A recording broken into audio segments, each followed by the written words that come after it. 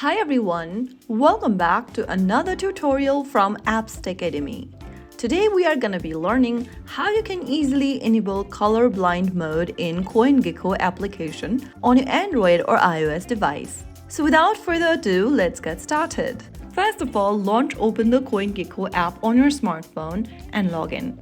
Once you're inside the homepage of CoinGecko, go to the bottom right corner and tap on the profile button.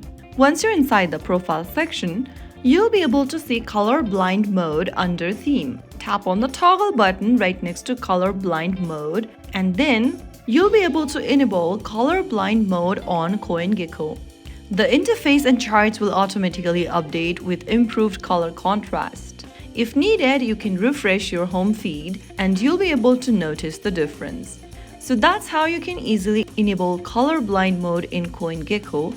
If you ever want to turn it off, you can toggle off the button right next to Colorblind Mode and you'll be good to go. If you found the video helpful, don't forget to like, share and subscribe to our channel. I will be back again in the next episode. Thank you for watching.